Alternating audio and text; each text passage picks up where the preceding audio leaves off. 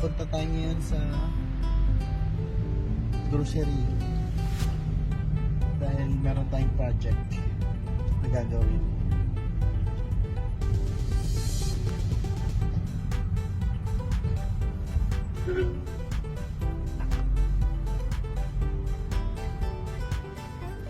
Okay, so sa oras na to, nandito tayo sa parking ng Pure Gold at tayo naghahanap ng parking slot.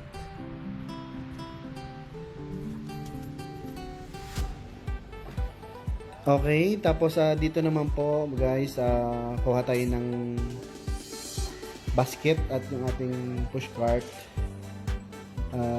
para makapag grocery na tayo para sa ating ipe-prepare.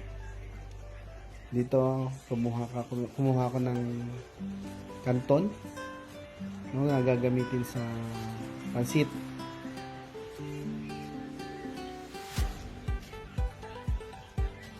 At dito naman yung pansit bihon. No, so combination siya ng kanton at saka ng bihon. Tapos, syempre, hindi pwedeng walang juice. So, kumuha tayo ng juice. Namili tayo ng juice na may kasama ng straw sa loob para hindi hassle dun sa mga pagbibigyan. Bali, 2 box po ang kinuha natin dito. Sakto lang siguro sa dami ng pansit na ipamimigay natin.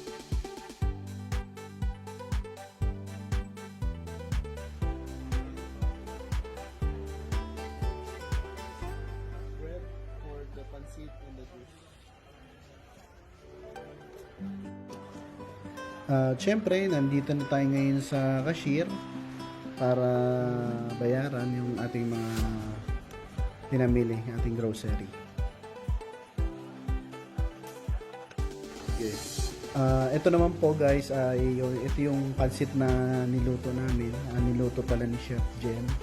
Salamat mami sa pagluluto. At iniisa-isa na namin siyang ilagay sa styro box. At pagkatapos, ilalagay na rin namin sa kahon.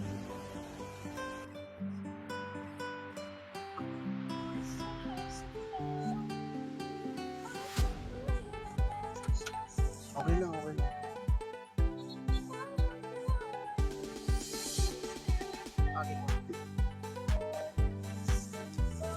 Ate! Ate!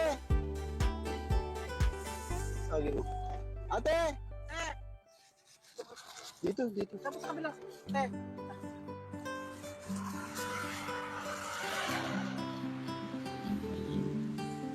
Merienda. Ayan po. May tinador na doon.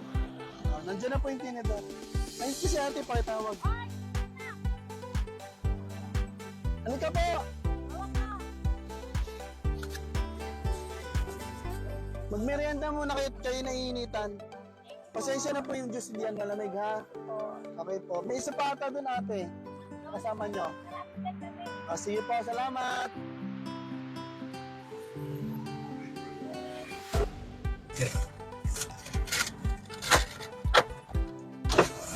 Tawagin mo. Eh.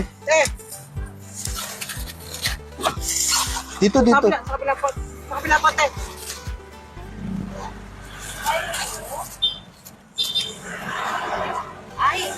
Merienda muna kayo pagod na pagod po sa pagwawalis. Thank you. Alam ko pinitura pa rin tayo. Dito po.